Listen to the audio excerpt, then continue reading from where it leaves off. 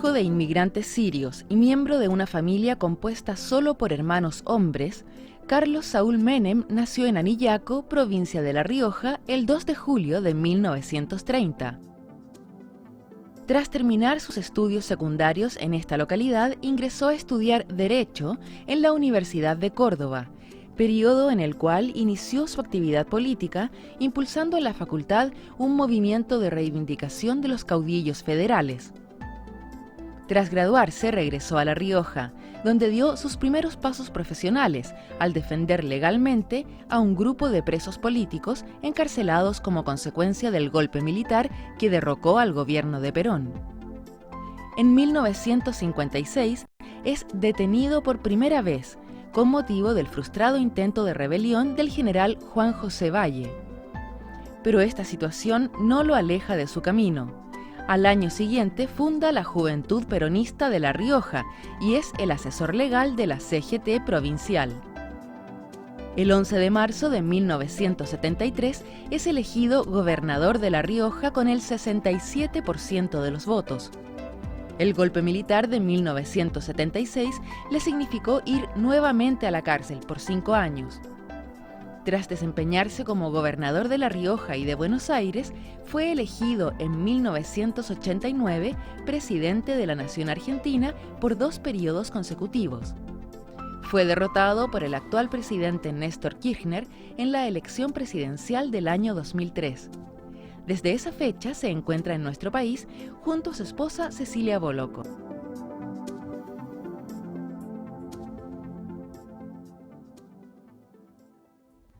Don Carlos, es un honor para nosotros tenerlos en este programa Cita con la Historia.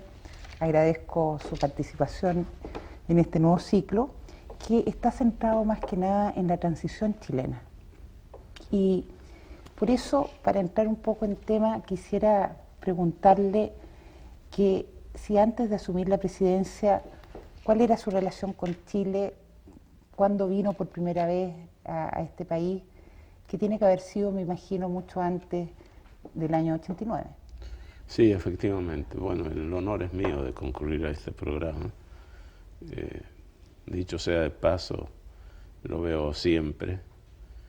Bueno, yo la primera vez que vine a Chile fue en 1972. En aquel entonces gobernaba el doctor Allende, el presidente de la Nación, y justo estaba de visita Fidel Castro aquí en Chile. Diciembre del 72. Sí, diciembre del 72. Después regresé en 1974. ¿Notó el cambio? Sí, se notó, pero nosotros tuvimos una serie de incidentes porque en aquel entonces yo crucé la cordillera Lomo de Mula desde La Rioja a Copiapó. Pusimos 3 días y medio para llegar a Copiapó, 3 días y medio para volver. Una aventura muy linda, muy interesante, porque queríamos construir un nuevo paso desde La Rioja a Chile para llegar a Puerto Caldera, al océano Pacífico por excelencia, que es el océano comercial por excelencia, que es el océano Pacífico. Fuimos muy bien recibidos por carabineros, por el intendente de aquella época. Nos quedamos 3 días, 4 días, pero lo gracioso, lo anecdótico del caso es que una noche, mientras descansábamos en el hotel del Automóvil Club, creo, o del Touring Club, no recuerdo bien, hubo un terremoto. Entonces, todos bajaron corriendo porque fue muy fuerte. Yo me quedé porque estaba en el 6º piso, no tenía tiempo ni de dar un paso. La cuestión es que el toque de queda en aquella época era desde las 7 de la tarde, 8 de la tarde, así que cuando bajé a ver a mis compañeros, todos estaban en paños menores, rodeados por los carabineros. Así que al día siguiente, o desde ese mismo momento, tuve que empezar a hacer gestiones para que los pusieran en libertad. La verdad que hubo un grupo de monjitas que también se interesaron por el tema, después nos invitaron a tomar el té. La pasamos muy bien, salvo ese incidente, por supuesto. Pero, ¿cuál fue el resultado de este viaje? Que empezamos a construir el camino y en 1990, no, en el año 2002, perdón, en el año 2002 lo inauguramos junto con el gobernador de La Rioja y su señora, y Cecilia y yo en un coche de doble tracción. Pasamos, llegamos de nuevo a Copiapó, un gran recibimiento. Vale decir que cuando uno en la vida se propone algún tipo de objetivo, lo consigue. Bueno. Y es una especie de plenitud espiritual cuando se dan este tipo de situaciones. Usted tuvo, antes de asumir la presidencia, como primero presidente de la Juventud Justicialista y después, digamos, como gobernador de La Rioja, etcétera, contactos con partidos políticos chilenos como partido. Sí, cuando era gobernador de La Rioja, yo asumí el 1 de mayo de 1973. El golpe aquí en Chile fue el 11 de septiembre de 1973. Así que ya contactos con partidos políticos aquí en Chile no tuve. No habían desaparecido, pero estaban, supongo yo, moviéndose en la clandestinidad. Recibí a muchos amigos chilenos, pero no tuve así una relación política más o menos significativa. Y por otra parte, en 1976 vino el golpe de Estado en Argentina, el 24 de marzo, y a partir de esa fecha yo estuve 5 años y 6 meses detenido. Don Carlos, usted asumió la presidencia de Argentina en mayo de 1989 y como tal le tocó, por lo tanto, entrar en contacto al menos con 3 presidentes chilenos, con el general Pinochet, con don Patricio Aylwin y con don Eduardo Frei Ruiz-Tagle. Y vine a la Asunción. Y vino a la Asunción de don Ricardo Lagos. La pregunta es, desde una perspectiva ideológica, ¿con cuál de ellos se siente más identificado?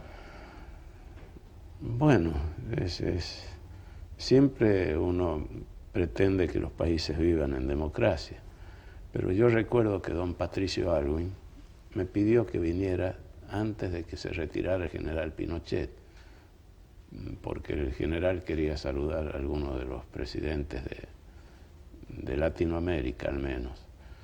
Me encomendó que hablara con algunos colegas míos en aquella época. Hablé con 3 o 4, ninguno quiso venir, vine yo y me recibió el general Pinochet. Recuerdo que un periodista, después de ese encuentro con el general Pinochet, me preguntó, pero ¿cómo usted, un hombre de la democracia, viene aquí a Chile y lo recibe un dictador? Textuales palabras. Le digo, mire, si soy un hombre de la democracia, hice bien en venir porque estaba saludando al 43% de los chilenos, o al 44% de los chilenos que habían votado entonces por la alternativa Pinochet. Así que no está de contrapunto con la democracia, al contrario. Fue un bonito gesto.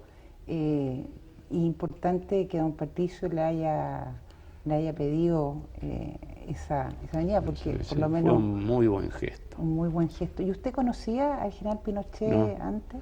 No, lo conocía por referencias, por lo que había leído sobre su gobierno, sobre sus propuestas para sacar a Chile de una situación un tanto difícil, ¿no? ¿Cómo fue su relación con él? Bueno, desde entonces no tuve ningún otro tipo de contacto. ¿No ha tenido después contacto con él? No. ¿Pero fue llano el encuentro? Fue llano, fue muy agradable. ¿Tiene alguna anécdota simpática? No, fue breve además.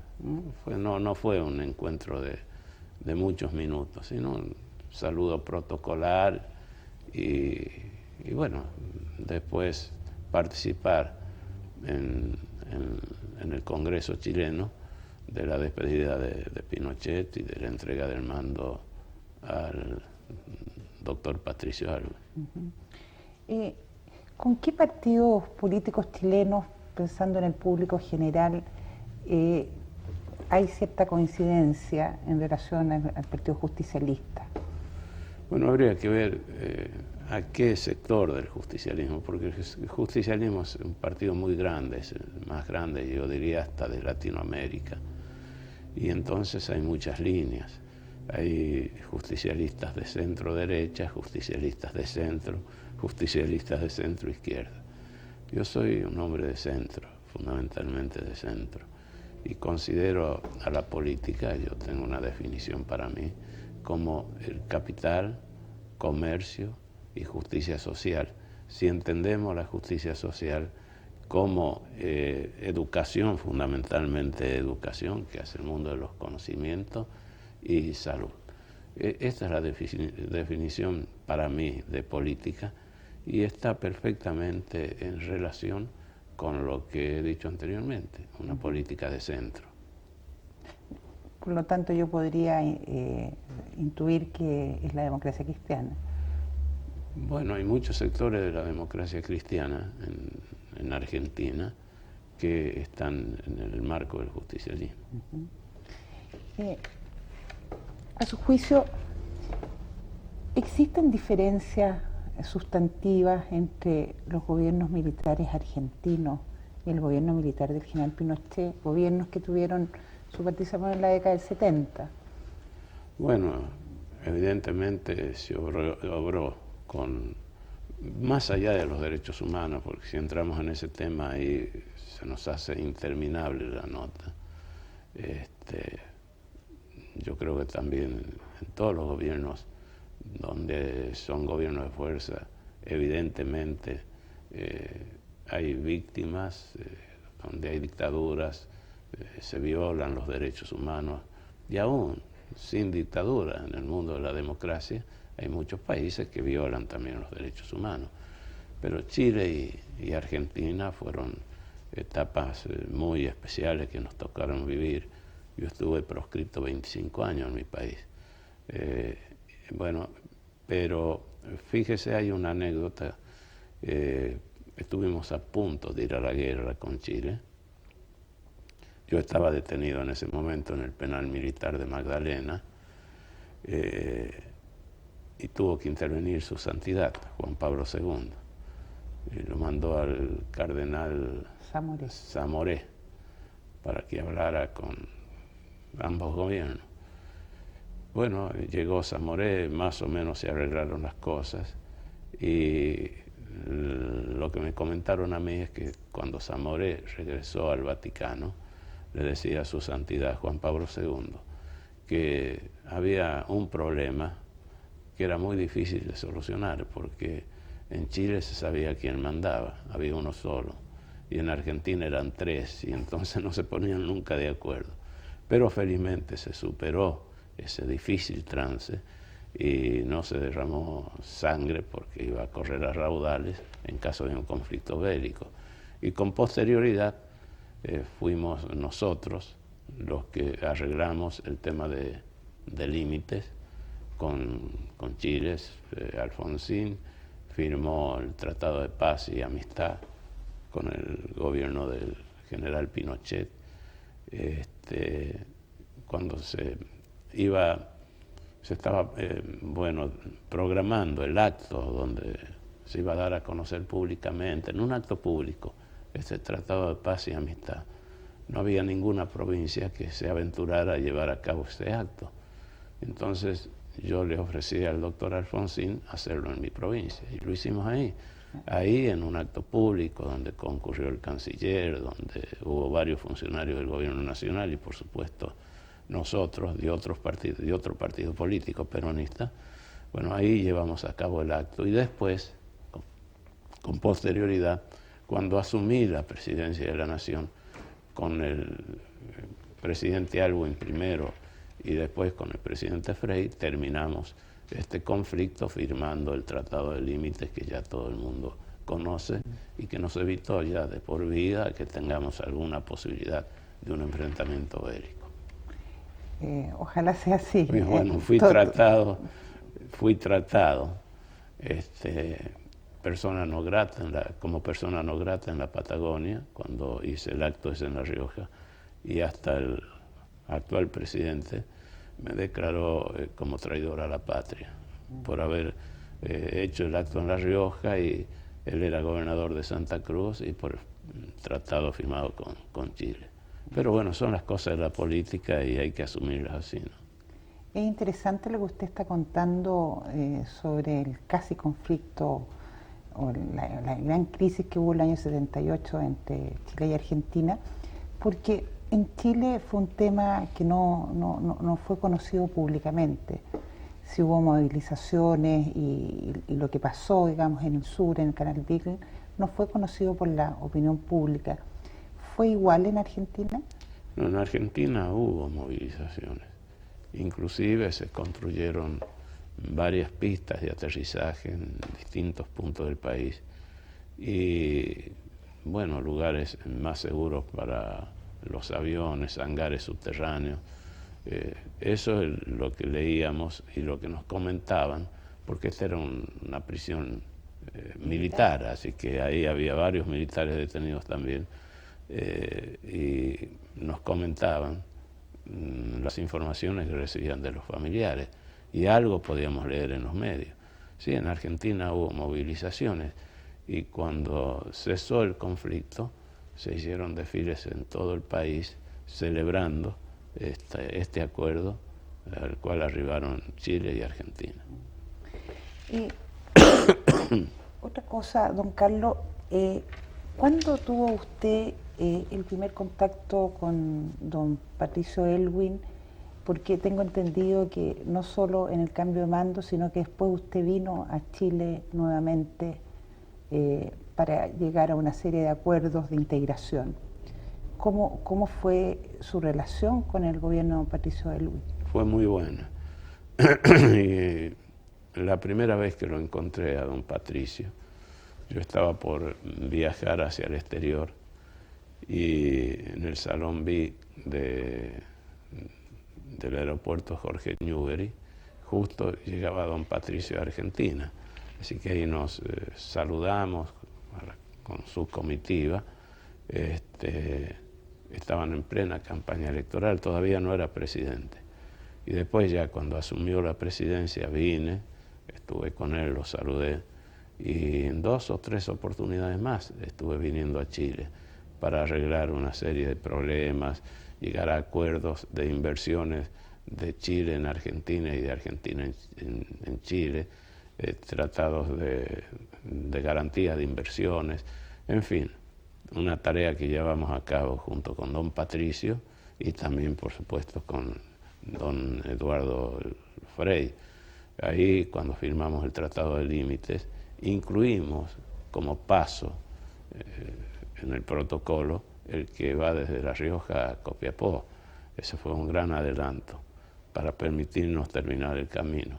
Pero también el tratado, el protocolo sobre el gas.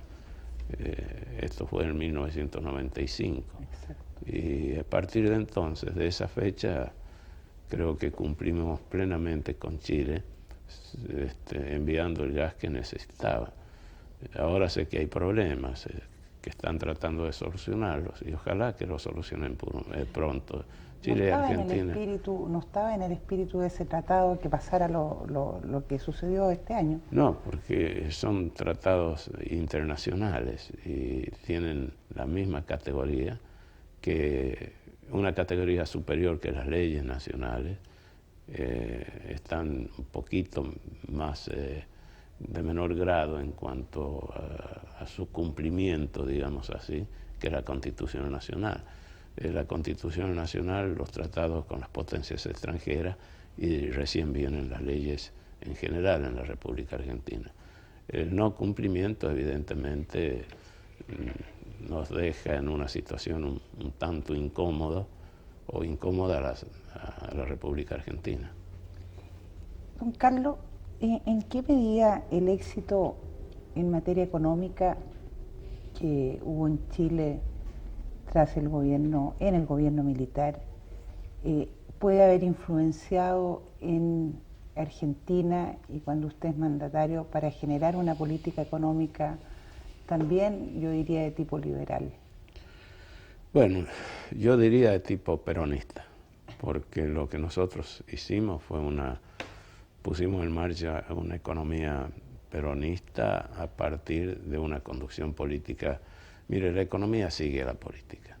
Cuando no hay una férrea conducción política en el marco de la democracia, la economía no funciona. Y es lo que hicimos en Argentina. Tuvimos en cuenta, por supuesto, el consenso de Washington, las recomendaciones a partir de ese consenso, que con ese nombre era una expresión muy yanqui, entonces a alguien se le ocurrió cambiarla y hablar de la convergencia internacional.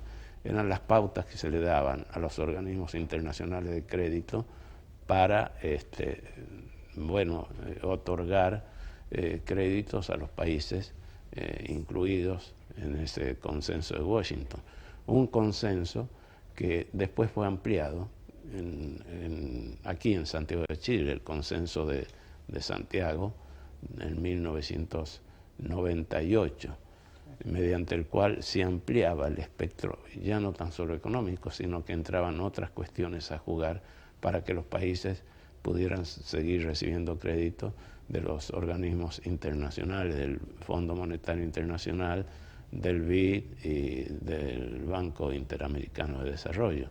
Nosotros cumplimos estrictamente con lo pactado, con lo que surgió de esos consensos, y bueno, creo que hicimos una excelente gestión, pero eso nos puso cerca de las políticas desarrolladas por Chile, que no las cambió en ningún momento, y además ni tan siquiera cambió la historia, porque cuando yo llego a Chile y veo una calle con el nombre de 11 de septiembre, que es en homenaje al golpe de Estado del general Pinochet de septiembre del 73, o veo una carretera con el nombre del general Pinochet, evidentemente se demuestra un mayor respeto al pasado, pero también construir a partir de ese pasado todo lo que se hizo en los últimos años en Chile. Nosotros pusimos en marcha los fondos de jubilaciones y pensiones, porque fue el autor de ese proyecto Argentina, José Piñera, y nos ayudó en esa tarea, que funcionó bien hasta que, bueno, después algún ministro de Economía sacó los dólares que teníamos en ese entonces y puso bonos que después entraron en default y, bueno, como dicen los chilenos, hicieron la gran embarrada.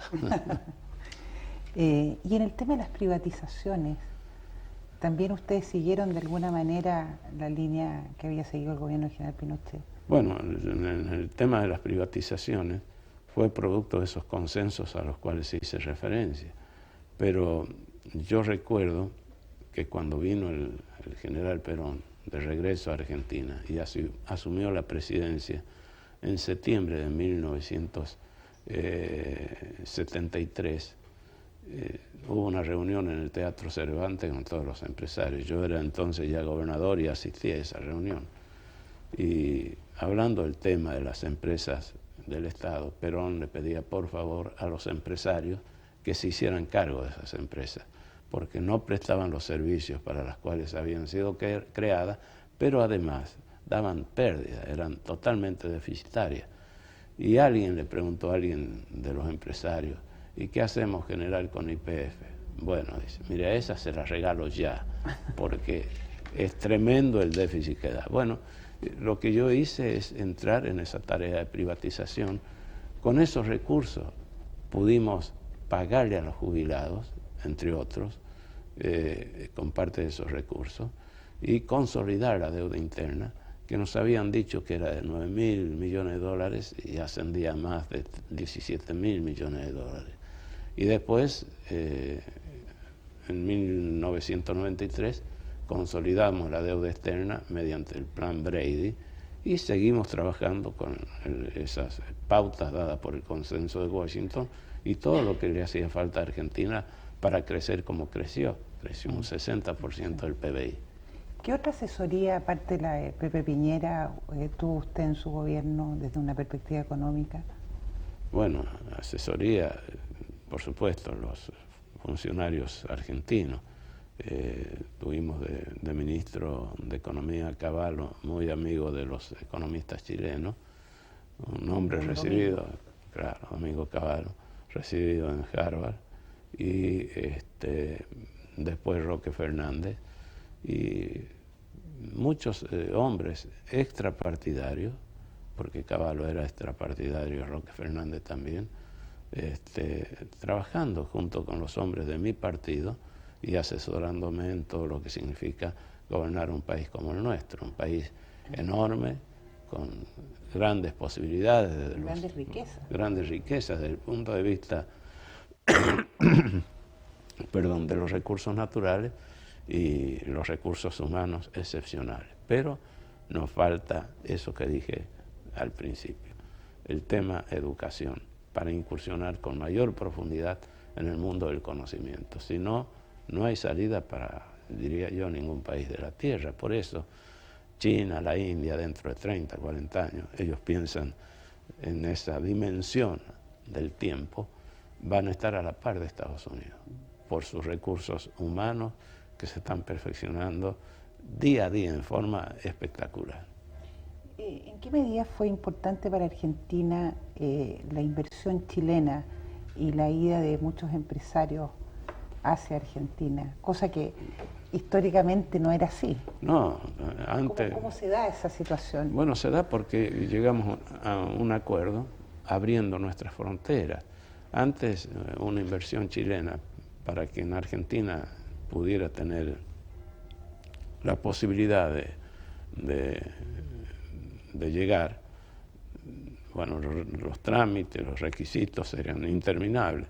Inclusive había un límite desde la cordillera hacia adentro de Argentina, que eran, creo que, 40 o 100 kilómetros. Es decir, una serie de situaciones que nosotros eliminamos, pero de cuajo, cuando empezamos a llegar a una serie de acuerdos con Chile y con los empresarios chilenos que invirtieron sumas interesantes en nuestro país, especialmente en el tema de los bosques, de los campos, para los recursos forestales, especialmente en la zona patagónica, pero también hicieron, no patagónica, en la zona mesopotámica, pero también hicieron inversiones en la región de Cuyo y en otros lugares, en Buenos Aires. Yo inauguré varios establecimientos puestos en marcha por chilenos con renovado éxito. En este momento no sé cómo estarán, pero cuando nosotros entregamos el gobierno estaban funcionando bien. ¿De quién fue la iniciativa de iniciar este proceso de acercamiento y de integración económica, comercial, cultural incluso, entre los dos países? Lo que estábamos hablando de usted con don Patricio, ¿fue una iniciativa suya, personal, o nació de dónde? De que yo llegara iniciar antes. Este proceso de integración, de ir rompiendo barreras. El proceso de integración lo iniciamos los dos, por supuesto. E inclusive en el Mercosur, yo soy uno de los signatarios del Tratado del Mercosur, y aunque en forma incipiente lo habían iniciado Alfonsín y un expresidente de Brasil, pero los que firmamos el tratado fueron el presidente de Paraguay, de Brasil, que entonces era Color de Melo, creo, de Uruguay, el doctor Lacalle, y yo por parte de Argentina. Después procuré de que se incorporaran Chile y Bolivia al Mercosur, y conseguimos incorporarlos como miembros semiplenos, es decir, de corte netamente político, porque había un tema de aranceles, las diferencias eran muy grandes. Ahora se está insistiendo en el tema, y yo creo que esto fue uno de los grandes sueños de Perón, cuando junto con Getúlio Vargas e Ibáñez del Campo procuraban hacer un eje que parta desde el Atlántico hacia el Pacífico, de tal forma que Argentina y Brasil tuvieran la posibilidad de comercializar a través del Pacífico y Chile a través del Atlántico. Eso fue el germen de lo que después denominamos como Mercosur y que ahora está ahí medio tambaleando. Ojalá que se recompongan las cosas, porque es fundamental de que nos integremos todos los americanos. Yo voy a repetir el sueño de Bolívar. Cuando a él le preguntaban cuál era su país, él decía América. Yo digo lo mismo. ¿Cuál es mi país? Es América, porque no tan solo es de los norteamericanos, es de toda la gente que vive en este continente, que es el continente americano. Si nosotros avanzamos rápidamente, Chile dio un paso muy importante. Es un gobierno socialista y firma un acuerdo de libre comercio con Estados Unidos. Bueno, Chávez, que despotrica permanentemente en contra de Estados Unidos, dice cualquier cantidad de barbaridades, saca esa Constitución azul que tiene en el bolsillo del saco, igual. Pero en forma permanente, constante y sin defeccionar en nada, le envía todo el petróleo permanentemente que necesita los Estados Unidos. Sí, una cosa son las expresiones, la retórica, los discursos, pero en los hechos las cosas son totalmente distintas. Entonces lo que debemos procurar en América, hacer lo mismo que hicieron los europeos. Y para eso el NAFTA, que está funcionando muy bien, el 80% de su producción, México lo exporta a Estados Unidos, de 20 millones de dólares que exportaba antes, ahora está exportando más de 200.000, de 20.000 millones de dólares, está exportando más de 200.000 millones de dólares. Es decir, una unidad económica para llegar a la unidad política. Sí, es lo mismo que hicieron los europeos, que empezaron con el acuerdo sobre el carbón, el acero, una serie de cosas, y terminaron con una continentalización, que es lo que tenemos que hacer nosotros en el continente americano, y para eso están los acuerdos que ya se firmaron por ahí, el de Chile, pero fundamentalmente el que firmamos en 1995 en Miami, que es el ALCA, la Asociación de Libre Comercio para las Américas. ¿Y cómo lo hacemos para solucionar, teniendo esta visión americanista, bolivariana, cómo lo hacemos para solucionar los problemas que se dan entre países, sobre todo limítrofes? Partamos por el problema de la Mediterránea de Bolivia. ¿Y cuál es la posición suya en relación al mar para Bolivia?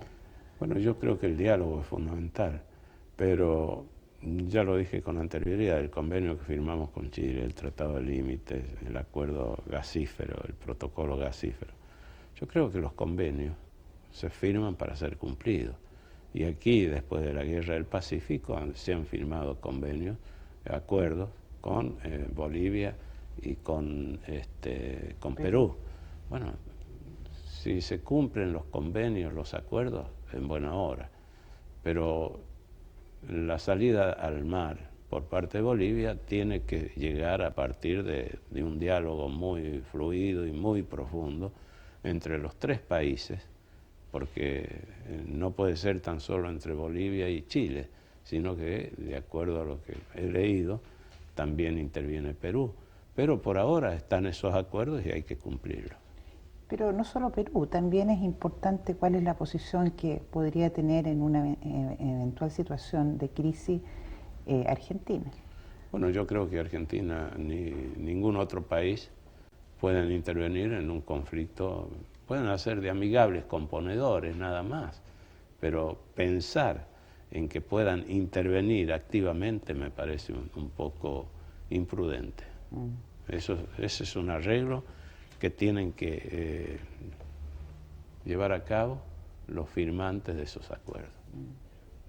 Don Carlos, ¿cuál es la política que usted implementó como presidente de Argentina en torno al tema que hablábamos al comienzo de la violación de derechos humanos y los juicios a los militares? Bueno, los juicios a los militares se llevaron a cabo durante la gestión del doctor Alfonsín, que era una situación muy difícil porque muchos de los militares que estaban detenidos tenían sus hijos en las Fuerzas Armadas, en las 3 Fuerzas Armadas. Pero no tan solo eso. El doctor Alfonsín, los legisladores de aquella época, dictaron 2 leyes, una de obediencia debida y otra de punto final. Salieron muchos militares en libertad, muchos. Pero por el mismo delito, por el mismo hecho, por la misma violación de las leyes, quedaron otros adentro, lo que constituía una injusticia. Pero además había muchos hombres de la subversión, del ERP, de los montoneros, también detenidos. Esas leyes de obediencia debida y punto final no beneficiaba a esta gente que había intervenido en los enfrentamientos armados que ya todos conocemos. Entonces yo apelé a la Constitución y dicté un indulto para los militares que habían quedado detenidos, pero también para los que habían luchado desde la subversión con los resultados que ya conocemos. Es decir, usted buscaba la pacificación. La pacificación. Y dicho sea de paso, entre los indultados estaban los de la Junta Militar, Agosti, Videla, Macera, que son los que no me permitieron a mí ir desde la cárcel donde estaba detenido a mi provincia a despedir los restos mortales de mi madre. Así que yo en el calabozo, con un dolor tremendo, tuve que aguantar esa situación. Pero lo que yo buscaba fundamentalmente era la pacificación en Argentina, y la conseguimos. Si antes no podía salir un militar a la calle, era sumamente peligroso. Después de esto empezó de nuevo una vida normal en la Argentina, con una seguridad increíble, a punto tal que en 1999 concurrimos con el doctor de la Rúa, que era intendente de la capital, y el secretario de Turismo, Francisco Mayorga, a Sydney, porque Buenos Aires, fíjese lo que son las cosas, junto con otras 4 capitales del mundo, entre ellas Atenas, fueron designadas como posible sede por la seguridad para las Olimpiadas, que después terminaron llevándose a cabo en Atenas. Y bueno, ahí jugaron un montón de factores, entre ellos, por ejemplo, invalorable, era el hecho de que la reina Sofía es griega. Entonces ahí la realeza europea inclinó la balanza por Atenas. Y ahora Buenos Aires es una de las capitales más inseguras del mundo. Bueno, y una capital que tiene que es maravillosa, una de las calles más bonitas, porque sí, ahí la calle Corrientes, donde están todas las librerías. Sí, ¿Te parece si sí. usted es un buen lector? Sí, sí. ¿Le gusta la historia? Me gusta la historia, me encanta la historia. He leído mucho sobre, bueno, Napoleón, sobre De Gaulle. He leído mucho sobre los grandes personajes de la humanidad, especialmente sobre los egipcios. Ahora estoy leyendo un libro sobre el unificador de Islam, que es un libro muy bueno, con grandes y sabios consejos además. En fin, soy un lector apasionado de la Biblia, le digo, es uno de mis libros de cabecera, así que eso es uno de mis hobbies, gracias a Dios. ¿En qué medida cree usted que una mejor enseñanza de la historia puede ayudar a los países latinoamericanos a cumplir el sueño que usted ha planteado? Porque la verdad es que si uno pesca un libro de historia argentino y lee un libro de historia boliviano, chileno o peruano, las diferencias salen inmediatamente a flote. ¿Usted con qué visión llegó, digamos, a su juventud en relación a Chile, leyendo los libros o los textos de enseñanza de Argentina? Bueno, la visión que yo tengo desde niño de Chile es a partir de los grandes próceres que tuvieron Argentina y Chile. Bueno, va del suyo que O'Higgins y San Martín fueron los más grandes. Pero también no nos olvidemos que nos ligan otras cosas a los chilenos y a los argentinos. Por ejemplo, 2 presidentes chilenos se casaron con mujeres argentinas. Que Si estoy equivocado, les pido 1.000.000 de disculpas, o 1.000.000, como dicen ustedes. Blanco de Encalada fue el primer presidente que tuvo Chile, 20 días, 30 días, pero era argentino. 2 meses, pero era argentino. 1826. Era argentino. Había nacido, sí, en Argentina. En Argentina. Sí. Es decir, Marino. Marino, sí. Sí. Es decir, hay un montón de hechos históricos que nos unen, que habría que permanentemente estar reviviéndolos para que los niños los conozcan y las futuras generaciones se encarguen de hacer una realidad el sueño bolivariano, que es el sueño de todos nosotros, de una América totalmente integrada, pero especialmente una América Latina también integrada como corresponde, como realmente hemos nacido. Sarmiento, Alberdi estuvieron en Chile también, estuvieron otros más. Sí, hemos tocado el tema, pero para nosotros fue, bajo su periodo se firmó uno de los tratados con don Patricio Aylwin en relación a Laguna del Desierto. Sí. Es un tema sensible para Chile porque en el año 65 murió un teniente carabinero, el teniente Merino. Merino. Y por lo tanto, digamos, está en el imaginario colectivo, sí, y en la sensibilidad chilena muy fuerte el tema de Laguna del Desierto. ¿Cómo fue que llegaron a un acuerdo que en definitiva fue beneficioso para Argentina? Bueno, fue beneficioso para Argentina, pero hay algunos lugares del sur que en alguna medida beneficiaron a Chile. Pero estas son cuestiones que hay que tratar de superarlas en base a las enseñanzas de estas generaciones y de las futuras generaciones.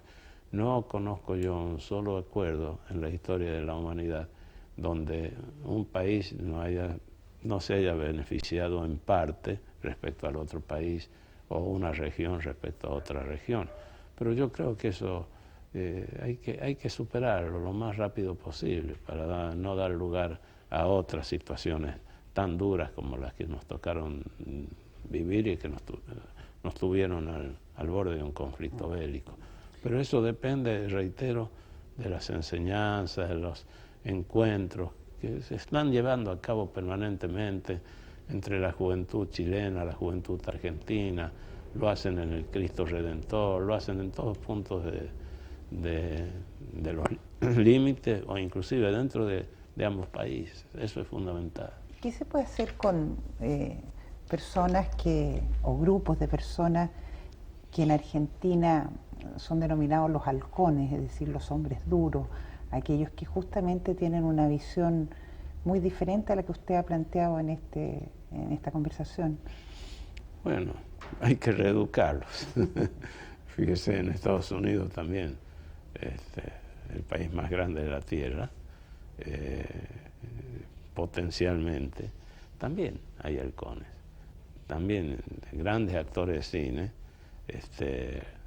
John Wayne y todo lo demás, eran halcones, eran tipos que pedían permanentemente la posibilidad de guerras cuando se planteaba algún conflicto.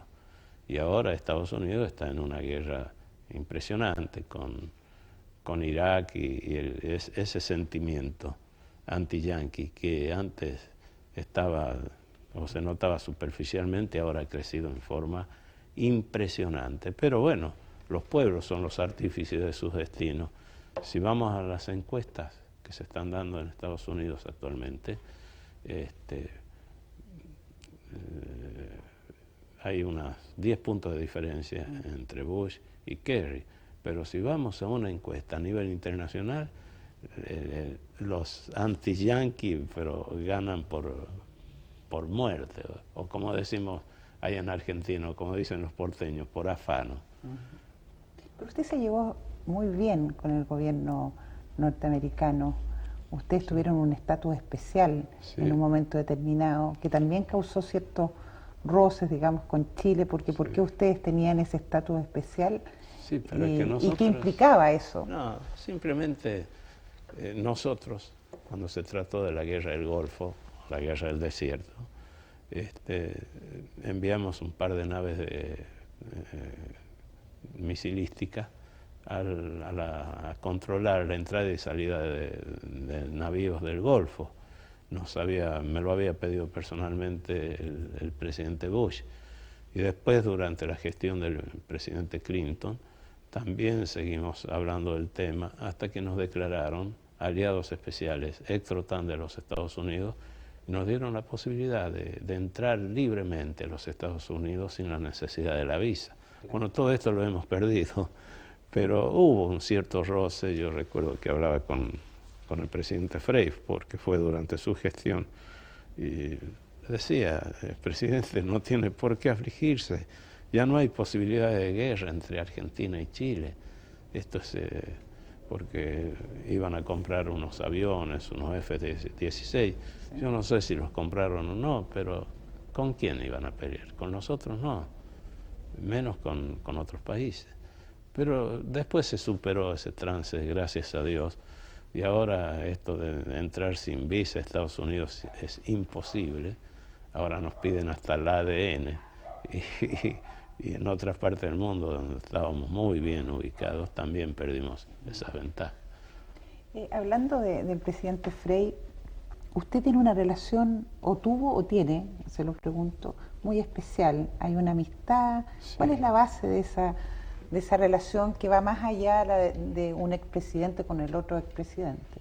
Bueno, la base fue a partir de un tratamiento constante con el presidente Frey, de encontrarnos no tan solo a nivel de las reuniones del Mercosur, porque asistían Chile y Bolivia con sus presidentes, sino también en los congresos de los presidentes de toda América, al cual asistía también el rey de España y la reina de España, y después las veces que el presidente Frey iba a Argentina, y la cantidad bastante significativa de veces que yo vine a Chile. Los encuentros siempre fueron muy buenos, fueron excelentes, e inclusive después de que abandonamos nuestra condición de presidentes en actividad, seguimos un diálogo muy fluido. Pero bueno, es un gran hombre, fue un gran presidente, esto nadie lo puede negar, por lo menos desde mi punto de vista. No quiero meterme en la política interna de Chile, pero fue un gran presidente, y bueno, mi admiración por él y por su familia siempre fue constante. ¿Tiene usted alguna relación con el presidente Lagos en este momento?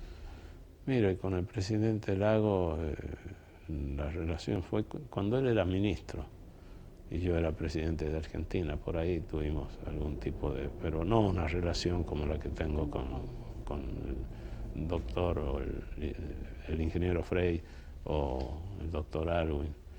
Pero él tuvo un gesto muy lindo cuando nació Máximo. Llamó por teléfono, envió flores. Bueno, son esas cosas tan gratas que tienen los chilenos, esa hombría de bien que tienen los chilenos y las chilenas, por supuesto. Le agradezco mucho, don Carlos, haber compartido con nosotros, y quizás la última pregunta que quisiera hacerle es: ¿cómo vislumbra usted su futuro político? Bueno, yo siempre me he considerado, y esto no es una actitud de soberbia ni mucho menos, me he considerado un político de raza, y he dicho hasta el cansancio, hasta con mi último suspiro de vida, voy a seguir en el mundo de la política. Así que, ¿cuál es la aspiración de un político después de haber sido presidente de su país? Una vez al presidente Roca le preguntaron, después que dejó su presidencia, y bueno, presidente, ¿y ahora qué es lo que quiere ser? Presidente de nuevo. Bueno, yo le contesto con la misma palabra de Roca. Muchas gracias, don Carlos. Al contrario.